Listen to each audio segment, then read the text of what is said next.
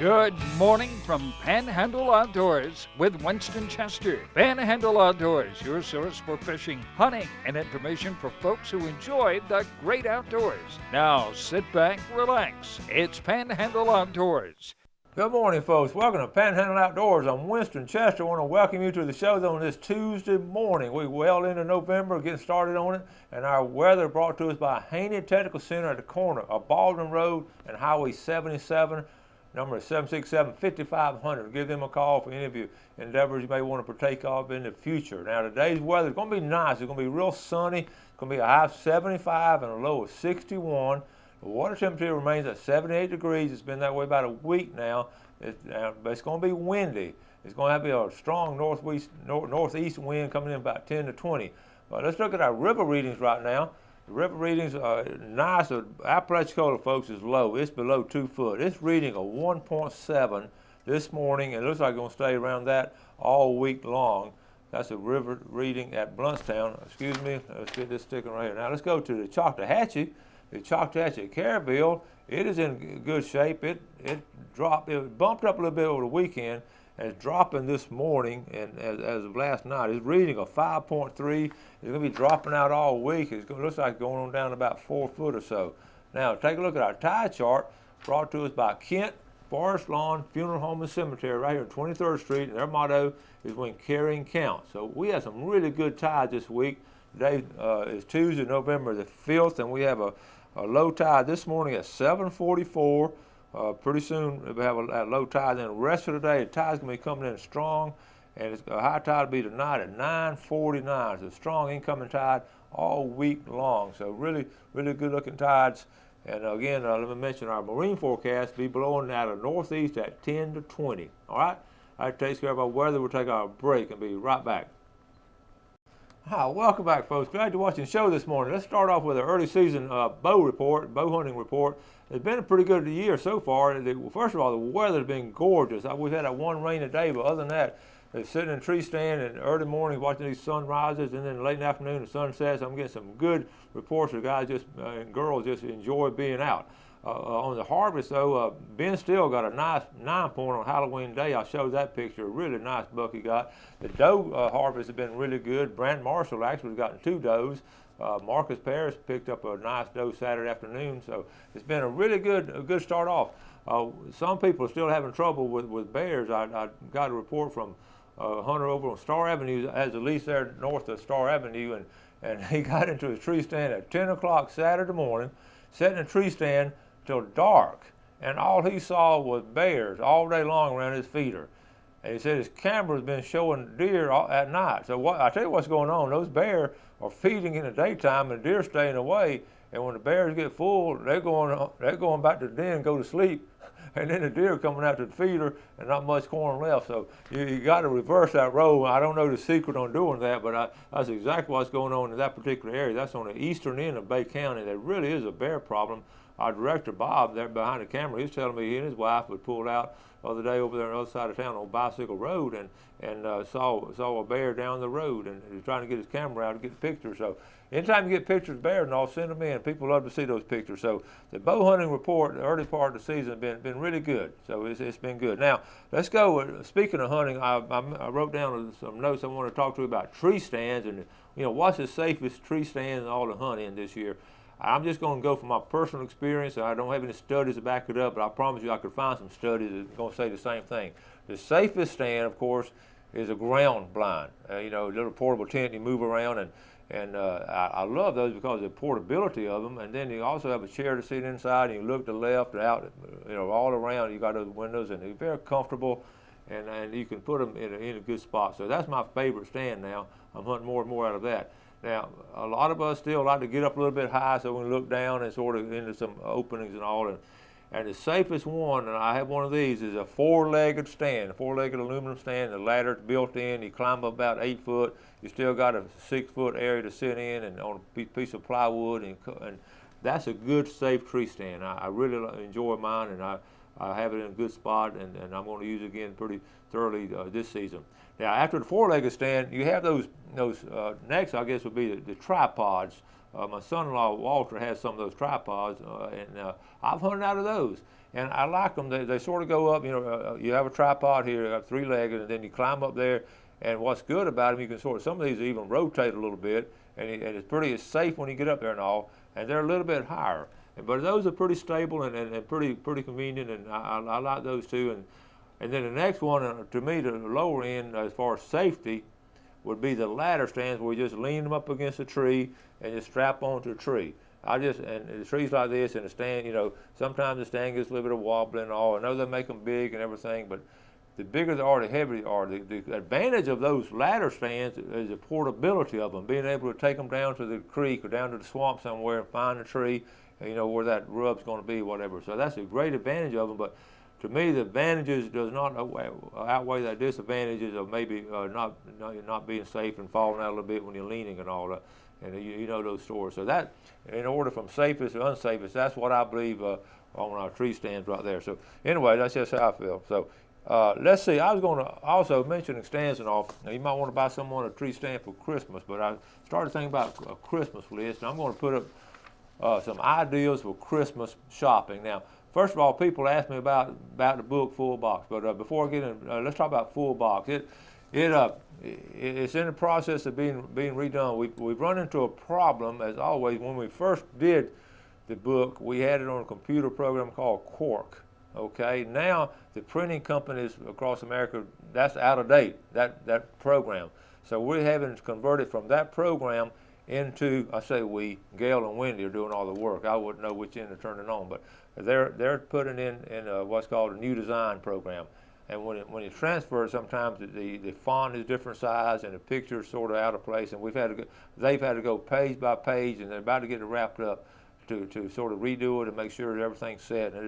And it's been fascinating. It's been a lot of hard work on their part, and we're about to get wrapped up. The Full Box will be in by Christmas, as far as if nothing else goes wrong. We will have that in. But so save a little bit of money for getting Full Box for some of your friends and all family. Now, but here's some other ideas. If you want to just look at one of the things that I like to do, stocking stuffer. I always like to get simple as this: a truck and car wash ticket to a local car wash. My family loves these, and they expect me to get them every year now. They get a kick out of it. I'm just going to go through some more. Rod and reel. I've just got 5 or 6 of them here. Rod and reel. Rod and reel is handy. You need more than one rod and reel. It's just as simple as that. You got to have one for a certain kind of fishing and one for another kind of fishing. So I've got a bunch of them, and I enjoy all of them. I started giving some away now, some of them to students and all. So another one, not very expensive. Mask, snorkel, a bag. A great, if you want to do some scalloping next summer or just swimming around the jetties, or just kids love getting underwater, looking at the grass around the Shell Island and all. They love doing those kind of things. And we've got, get them a good one so they can enjoy it. Along the same line, diving lessons from one of our sponsors, Divers Den. You can get different kinds of diver lessons, introductory diver lessons and all. All right, next one, rod belt. That's what you strap around and put the rod in when you're out offshore fishing. We've got a heavy fish, or actually inshore too. If you're fishing around the bridge and hook up one of those big old bull reds, you need a rod belt. They make them really nice now, where they just go right around you in one piece, made out of hard plastic, and Velcro holds them in, and you can just stick that rod tip. If not, you're going to have to stick it in the stomach, and that gets tough after a while if you fight a big old red snapper about 15, 20 minutes. So those rod belts are really nice to have. I enjoy mine. Now another idea, Panhandle Outdoors, shirts and caps. They're always real popular at Christmas time. Every year we sell a bunch of those. I do not run that part of our program. Donna Allen is in charge of the shirts and all, and the caps, and her phone number is on the web page. Call her. People always ask me to get them all that stuff, and please call Donna. I just manually don't have the time to do that kind of stuff. Donna does a great job with it, and she'll be glad to help you out on it. Now for the outdoorsman, maybe get a lease for next year. It's a little late for this year, but maybe for next year, get a lease to be a member of. A lot of good camaraderie goes on in these leases, good cookouts and all, and great hunts and just good fellowship. So maybe join a lease next year, get your husband or wife a membership, some kind of lease. If you really want to go all out, how about just buying the husband or wife 40 acres? You know, for me, that's just a good number. The mule, you'll get the mule next year, but this year just get 40 acres. But 40 acres is a good piece of land. I have a little piece of 40. I've been thoroughly enjoyed it. I've got some nice bucks. I just enjoy getting up there walking around it, and I got it years ago, and it's been such a blessing to me and my family. So if try to get something out of the prices, land prices are down pretty cheap right now. Okay, all right. Let's go ahead and take our break, and we'll be right back. Welcome back. Glad you're with us on this Tuesday morning. I want to say a special good morning to my buddy Bob Thomas. He's come down from Georgia to visit with us. Bob and I used to hunt and fish a lot together, staying out at Clayton Huggins' house. And right now, I promise you, they're having a cup of coffee, sitting over there talking about me. So good morning, guys. And Bob, great to see you. To come by the house before you leave and throw that cast net, take some mullet back home with you, because I know Sarah wants some fresh mullet. And Bob's retired principal from Bozeman, so we're glad. That's a good friend of mine, and glad you're back. And Clayton, good morning to you too. I know you watch it every morning. I appreciate your viewership, buddy. All right, now let's get ready for this video. You know, look at this flounder behind me right here. This flounder is a big old flounder. You know, they live on the bottom, and you know, and we catch them, and we'll clean them and cook them and all. But a lot of folks are starting to skin them now. Bobby Smith skins his, and I went over and videoed Bobby. All right, hey folks, we're out here. We've been trying to do this for a good while now, but we're out here with Matt Smith and Bobby Smith, and Bobby's going to show us how to skin a flounder. Bobby, first of all, why did we do this? Well, I'll have to kind of show you as we go along. Is the reason I started doing this years ago, and everybody that's seen it has liked it. If they've ever eaten one of them that's been skinned, they don't want it any other way. And I've just been doing it for about 35 years now, I hope I don't mess this one up, because this is the only one we've got. Accidental catch when you're bass fishing, but if I had a box full here that I'd gig, then I could mess up and we could start over. But anyway, I'll try to do the best I can, but you got to have your right tools. This thing is probably 40 years old. This is an old fish scaler. My uncle gave it to me when I was a teenager. Now I'm in my 50s, so that's about right.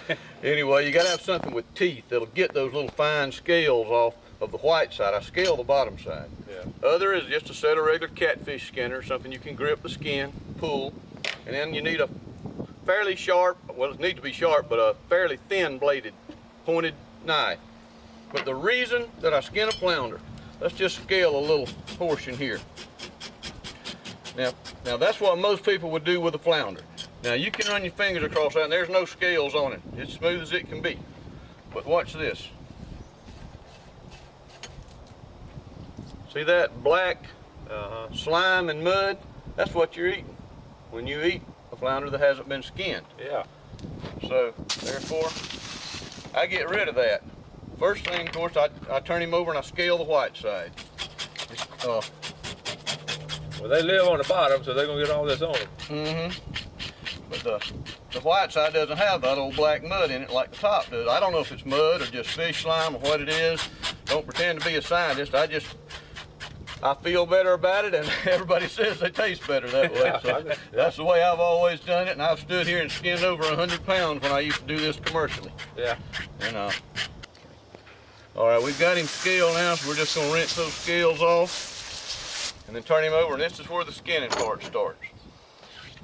Take a knife, and I just get up on his shoulder, just above the top slot of his, where you see his gills end, get just behind that, make you a little small cut through to get started. Then take the point of the knife, slide it under there, push it out right in front of his dorsal fin there to make you a little tab that you can get a hold of with the skinners. Then you just continue cutting just under the skin, right behind the fin. Bring it all the way down to the bottom, and then do the same thing you did up here. You've got to have a little tab to get a hold of. So get the point of the knife just under the skin and bring it out right in front of the fin. Okay, then you're ready for the skinners. Catch that tab, and the important thing to remember is you cannot pull it all straight toward the tail. The flounder has a grain change in his meat, top and bottom, and if you simply pull it all toward the tail, you'll rip out 2 chunks of meat about the size of my finger all the way down the shoulder and the bottom side. What you want to do is skin from the fins toward the backbone until you pass that grain change. You can use your thumb to help you. Pull it back, just continue it on down, and pull toward the center.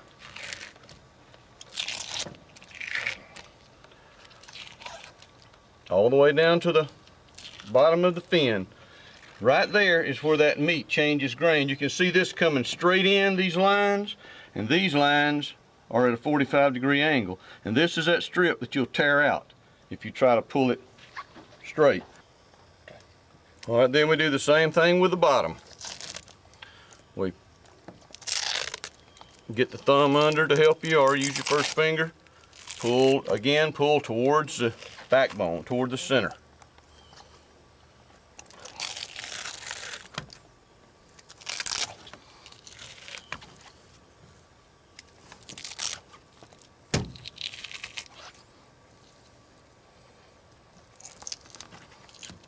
Once you've got it to that point, then you're ready to pull it all the way off. Then you're ready to pull it off. Once you get it in like that, catch it back from the front. Get you a grip. The bigger they are, the harder that skin is to pull, but peel it off like that. You've got a skinned top side on the flounder. He'll eat much better than scaled. Then you're ready to do the rest of the job. I just go through right behind the fin, go all the way through, come out, get rid of the head. Flounder has very few guts. Most of you know it's a good fish to eat because you get a lot of meat from a flounder. Once you get the guts, the roe sacks are in this little cavity back in behind on each side of that bone. You have to just reach in there and pull those out. And then there's some coagulated blood against the backbone. I usually just stick the knife underneath it, make a little fine cut, pull it out. And then you're ready to wash. All right, Bobby, that's a good job. I'm gonna start doing mine that way now. Hope everybody enjoyed that. A lot easier said than done. It takes a little practice, but the finished product is well worth it. Man, next time we just gotta have more flounder. Just gotta have more flounder. Wait till the summer and get a gigging trip together, and we'll all go get a bunch of them. Well, Panhandle Outdoors, Bobby Smith, Matt Smith, and we're here skinning the flounder. There's you the finished product. Good job. Ready for the broiler. Now, welcome back. Hope you enjoyed that. You see what I'm talking about. You get that skin off and get all that mud and everything off, and it's just fresh white meat. And the flounder itself, like Bobby said, it just has a little bit of guts on. The rest of it is just all meat and great tasting fish. And you can go to any restaurant right now, and they're having specials on flounder, and that tells you because the flounder is being caught on a pretty regular basis. So let's look at our fishing game forecast brought to us by Mark Howard of Edgewater Beach Realty. The number is 832-6000. And Mark has a great record behind him in the real estate field. He's one of the top salesmen in the whole Panhandle area, so give Mark a call. Okay, now the times today, we're looking at 1:05 to 3:05 tomorrow morning, but this afternoon, 1:35 to 3:35. Excellent time this afternoon, 1:35 to 3:35, and hopefully the deer will be moving and the bears may be hibernating at this time. So anyway, we hope you have good luck on that.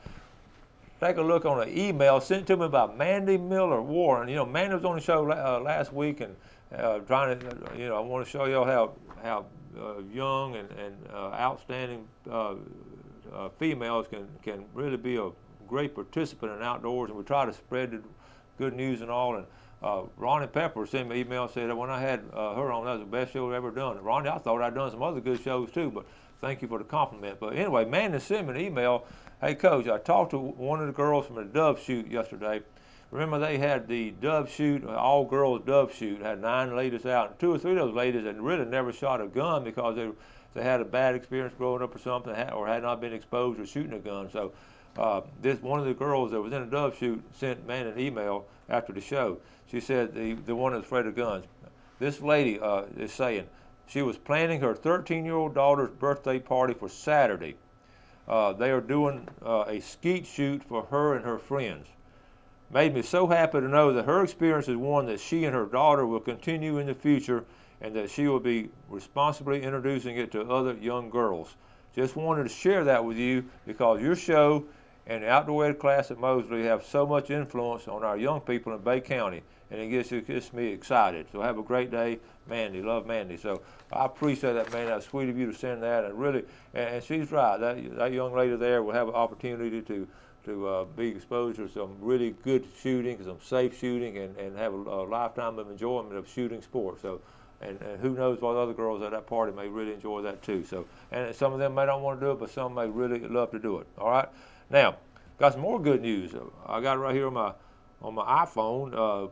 Free fishing days. You know, Thanksgiving's coming up, and Thanksgiving is one of those 4-day weekends where we just don't get 4-day weekends. We get a lot of 3-day weekends in the year, but we don't get those 4-day weekends. So Governor Scott has instructed FWC to have a license-free fishing day on Friday, the Friday after Thanksgiving, which is a lot of people shopping, but it's going to be a freshwater license-free day to go fishing that Friday. The next day, Saturday, will be license-free for going saltwater fishing. So that's 2 good days of freshwater, saltwater during Thanksgiving holidays. So I as outdoorsman appreciate that. I know a lot of you have family coming down from out of state and all. It'll be a great time to take them fishing. They don't need a license. Just take them out to the pier or somewhere, or take them out in a boat and everything. Now also, they're coming up on one more day during the Christmas holidays. That Saturday would be a good time to go because December 28th, that's going to be a freshwater license-free day. That Saturday right there. Again, a lot of family and friends are down during Christmas holidays, and a good time to go on that. So that's a good news right there. A couple other things coming up on Thursday, November 21st, a couple of weeks from now.